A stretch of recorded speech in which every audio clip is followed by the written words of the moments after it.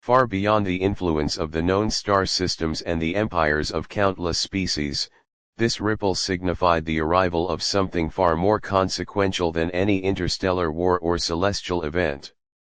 The ripple was a signal, a harbinger of the greatest and final judgment. Zerath Prime, an isolated world in a distant galaxy, had long been the meeting ground for a council of transcendent beings known as the Heralds of Oblivion. These beings, who had existed since before time was measured, were the keepers of cosmic balance. They had seen civilizations rise and fall, witnessed entire species ascend to godhood or devolve into extinction, and intervened only when absolutely necessary to prevent catastrophic imbalance in the fabric of the universe. Their forms, each one as different as the worlds from which they had been born, converged in the shadow of two moons orbiting Zerath Prime. Zelnor, the guardian of the rift, was the first to arrive. His crystalline structure sparkled as he descended from the atmosphere, his very presence distorting the light around him. He had been a sentinel of space-time itself, preventing disruptions that could unravel the universe. His form pulsed with tension, for he had felt the coming of the ripple, an event he had not foreseen, and this disturbed him deeply. Following him came Olira, the emissary of shadows, her form barely visible as she flickered between dimensions. She moved like liquid shadow, her voice a whisper that seemed to come from every direction. She had been the judge of unseen forces, dark energy, antimatter, and the unseen flows of cosmic winds. Her arrival was punctuated by a slight dimming of the twin moons, as if reality itself bent to accommodate her presence. Beside her, Zera, the bringer of light, landed softly on the planet's surface. She radiated warmth and vitality, her golden glow illuminating the barren ground beneath her feet. Zera had always been the herald of new beginnings, of rebirth after destruction, but the ripple had left her troubled. Her usual aura of hope had dimmed to a soft glow, and the ever-present smile had disappeared from her face. Even she, the eternal optimist, could sense that this was no ordinary cosmic shift. Others followed Threnos, the shaper of worlds, whose form was as malleable as molten rock, Kal, the chronomancer, a being who wove time like threads of a grand tapestry, and finally, Maruk, the eater of stars, a massive, dark entity who had consumed dying suns to prevent their supernovas from destabilizing entire sectors of the universe. Each of them gathered, their collective presence a reminder of their shared duty to protect the delicate balance of creation. They had been summoned not by an official call, but by the ripple itself, a disturbance in the very fabric of existence, which they instinctively knew would draw them together. For millennia, they had maintained balance in the universe, stepping in only when absolutely necessary to prevent an imbalance that could lead to chaos. They had been observers, silent guardians who watched the rise and fall of civilizations from the shadows, always ensuring that one force did not dominate over another for too long. But now, standing beneath the flickering twilight of Zerath Prime's twin moons, they all felt the same chilling realization: something had come that was beyond their power to control. Without warning, the sky above them began to crackle with energy. At first, it was subtle, a shift in the air, an unnatural calm. But then, the stars seemed to blink out one by one, as though an invisible hand was reaching out and snuffing them from existence. The heralds exchanged glances, their forms tensing, as they prepared for what they had long feared. A tear in the very fabric of space-time appeared high above them, a gaping wound in the cosmos itself. From that wound, a golden light poured forth, illuminating the surface of Zerath Prime as though it were bathed in the light of 1,000 suns. The heralds raised their heads, watching as the vessel of eternal dawn emerged.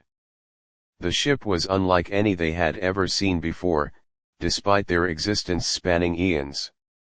It was enormous, larger than most planets, and its hull was crafted from some unidentifiable material that shimmered with a golden glow. It was not just a ship, it was a living entity, its surface pulsing with veins of light, twisting and shifting as though the vessel itself was alive. Its form was both majestic and terrifying, a fusion of mechanical precision and organic beauty. The legends of the vessel of eternal dawn had existed for as long as sentient life itself. In ancient texts and myths, it was said to be the ship of the Arbiter, the cosmic force that would appear at the end of all things to deliver judgment upon the universe. The vessel was neither a weapon nor a savior, it was the reset button of creation, the tool through which the cycle of life, death, and rebirth would be initiated once again. As the ship hovered silently in the sky above them, a beam of energy shot down from its base, connecting with the planet's surface. The ground trembled beneath the feet of the heralds, and the very air vibrated with power. This was not a weapon, not an attack, this was the signal of an irreversible reckoning. Zellner, always the leader among them, stepped forward, his crystalline eyes reflecting the golden light from above. "It is here," he said, his voice trembling with both awe and fear. "The time of reckoning has come." Olara, still flickering between dimensions, materialized fully and spoke in a voice that seemed to echo from the shadows themselves. "The vessel of eternal dawn arrives only when the balance has been irreparably broken. It is the end of all things." Zara's golden glow dimmed as she looked skyward. "But we have maintained the balance. We have done everything within our power to keep the universe from falling into chaos." Kal, the chronomancer, his eyes swirling with the endless rivers of time, shook his head slowly. "We have delayed the inevitable, but the universe is old, too old. The scales have tipped. This is the price we must pay." Suddenly, a figure began to emerge from the base of the energy beam, a humanoid form, forged from the same golden light as the ship itself. It descended slowly, its feet never touching the ground, hovering just above the surface of Zerath Prime. Its face was featureless, save for two burning eyes that radiated with the intensity of a supernova. The heralds, beings of immense power and authority, found themselves kneeling before the figure.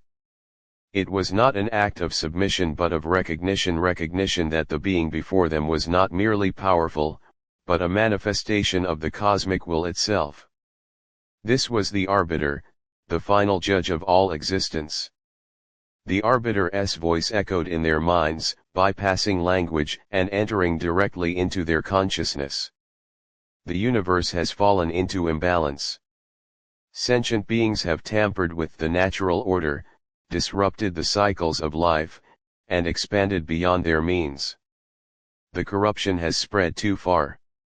The vessel of eternal dawn is here to restore equilibrium."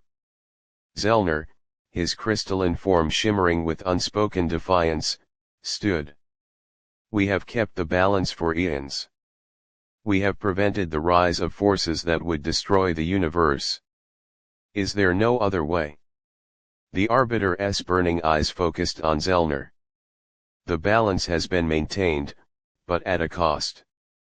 The actions of the many have led to this moment.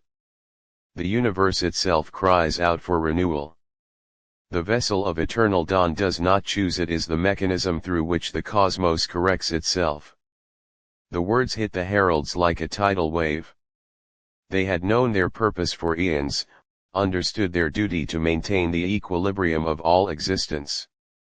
But they had never imagined that the balance they fought so hard to protect would one day demand the destruction of everything they had worked to preserve. Zara stepped forward, her golden glow flickering with uncertainty. "What will happen to the civilizations we have nurtured, to the lives we have guided and protected?" The Arbiter's gaze swept over the heralds. "They will return to the void from which they came. But from the void, new life will arise. The cycle will begin anew, and perhaps, this time, the balance will be maintained." As the Arbiter spoke, the vessel above them began to hum with energy, its golden veins pulsing in rhythm with the very heartbeat of the universe. The beam of energy connecting the ship to the planet intensified, and the ground beneath their feet began to dissolve, turning into light and being drawn upward into the vessel. The heralds, for all their power and wisdom, stood helpless. They had always known that this day might come, that their work, no matter how eternal it seemed, would one day come to an end. One by one, the heralds closed their eyes, accepting their fate. And as the vessel of eternal dawn ascended back into the stars, the universe exhaled. The cycle had ended. But in the endless expanse of the cosmos, another was just beginning. As the vessel of eternal dawn ascended into the void, a profound silence enveloped the universe, a silence not of absence, but of transformation. The old stars, their light dimming and collapsing inward, blinked out one by one, like candles extinguished by a cosmic hand. The galaxy itself, once a tapestry of brilliant colors and nebulae, became a vast ocean of darkness. But within that darkness, a new rhythm began, an almost imperceptible hum, the first echoes of rebirth. The heralds of oblivion, whose lives had been bound to the balance of existence, found themselves dissolving into the same golden light that had consumed the planets, stars, and civilizations they had once guarded. Their consciousnesses, which had stretched across eons, began to fragment, piece by piece returning to the raw energy of the universe. But within this dissolution, something unexpected happened. Zellner, the guardian of the rift, felt a tug, a pull that stopped his complete absorption into the void. His crystalline form, though shimmering and breaking apart, remained tethered to a remnant of existence. His awareness sharpened, and his mind, which should have dissolved, instead became focused on a faint spark, a new beginning. Suddenly, Zellner was aware of himself again. He stood not on Zerath Prime, but on a plane of existence that defied the laws of time and space. It was neither the past nor the future, neither a place nor an absence. Here, in this pocket of untouched reality, time stretched infinitely in all directions, and yet, everything was still. Zellner looked around, and to his astonishment, he saw Olyra emerge from the shadows, her liquid, ethereal form materializing in front of him. Her eyes, once dark and filled with mysteries, now reflected the same perplexity that he felt. She looked down at her hands, surprised to still have form at all. "This shouldn't be possible," she whispered, her voice no longer an echo, but a solid, resonant tone. As more moments passed, or were they eons, the other heralds began to emerge around them. Zera, her golden light flickering weakly but persistently, appeared next to Zellner. Kal, the chronomancer, stood still, eyes wide as he attempted to comprehend the time streams that had once been his domain but now lay shattered and beyond his control. Threnos, Maruk, and the others materialized soon after, each visibly disoriented. "What is this place?" Threnos, the shaper of worlds, asked. His molten, ever-shifting form seemed to be slowly solidifying, as if the very nature of this plane resisted his ability to mold it. Zellner, the first among equals, gathered his thoughts, though confusion lingered on his features. "I believe this is beyond the end.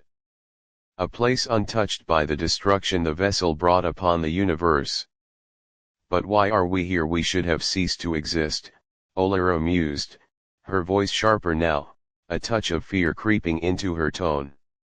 Before anyone could answer, a familiar hum vibrated through the fabric of the strange realm they found themselves in. The golden light, the same radiant energy that had consumed the universe, reappeared, not from the skies this time, but from deep within themselves. The vessel of eternal dawn, once a colossal ship that blotted out stars, now manifested before them, albeit in a smaller, more concentrated form. It hovered, its pulsating veins of light glowing softly, exuding an aura of calm rather than the overpowering presence it had commanded earlier. From its center, the figure of the Arbiter emerged once again, though this time, his form was more defined. He now appeared as a regal figure, draped in shimmering robes of light, his once featureless face now displaying a calm, yet stern expression. "You have questions," the Arbiter said, his voice resonating through their very beings. "And you deserve answers." The heralds stood in silence, awaiting the explanation they so desperately needed. "The universe, as you knew it, has ended," the Arbiter began, floating above the shimmering ground. But this end was not the final cessation of all things. It was merely the close of one chapter in the infinite cycle of existence. The Arbiter's gaze swept over them, his eyes glowing with an intensity that seemed to pierce their very souls. "The balance you maintained for so long. It was fragile, always teetering on the edge of collapse. The forces of creation and destruction are in constant flux, and your work, while noble, delayed an inevitable reckoning. And so, you destroyed everything." Zara interjected, her voice trembling with frustration. "We maintained the balance as best we could. Was there truly no other way?" The Arbiter nodded solemnly. "The universe was old. Too old. Its foundations were crumbling, and no amount of intervention could prevent that. The scales had tipped too far. Life, death, and rebirth had lost their meaning, and the corruption had spread too deep. The cycle had to be reset, not just for the good of the cosmos, but for the sake of creation itself." Zellner, ever the pragmatic leader, stepped forward. "Then why are we here? Why have we been spared?" The Arbiter's expression softened. "You have not been spared. You have been chosen. Each of you, in your own way, represents the forces that govern the universe: creation, destruction, time, space, and everything in between. But your roles in the previous cycle have ended. The vessel did not spare you out of pity or favoritism. It has given you a new purpose." The heralds exchanged glances, uncertain of what this new purpose could be. Kal, the chronomancer, whose understanding of time had been shattered by the vessel's arrival, spoke next. "If we no longer maintain the balance, what is left for us to do?" The Arbiter raised his hand, and the golden light surrounding them intensified. "You are no longer the keepers of balance, for the balance as you knew it has been reset. The universe that will be born from the void will need new architects, beings who can shape its future, set its foundations, and guide it toward a new equilibrium." The realization dawned on them all at once. They were not here as mere survivors of the apocalypse, they were to become the creators of the next universe. "You will not simply watch over this new universe," the Arbiter continued. "You will be its architects, its designers, its gods. Each of you will have the power to shape it in ways that align with your essence. But remember this: the mistakes of the past must not be repeated. If you fail to maintain harmony in this new cycle, the reckoning will come again." Zellner, ever the leader, nodded slowly, understanding the gravity of what had been placed upon them. "We are to build the future of all existence." "Yes," the Arbiter said, his voice echoing with finality. "But the vessel of eternal dawn will always remain.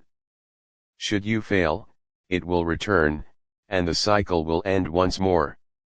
With that, the Arbiter began to dissolve into the golden light, his form returning to the vessel, which pulsed with the same infinite energy as before. The heralds watched as the ship, now their silent guardian, faded into the distant stars. Zellner turned to the others, his crystalline form now glowing with a renewed sense of purpose. "We have been given a second chance. Not just to protect, but to create. Zara, her light growing stronger with hope, smiled softly. We will make sure this new universe is worthy of existence. And so, with the stars as their canvas and the void as their guide, the heralds began their work. From the ashes of the old, they would create a new reality, one shaped not by the mistakes of the past, but by the infinite possibilities of the future. This was not the end. It was a new beginning. The cycle had begun again.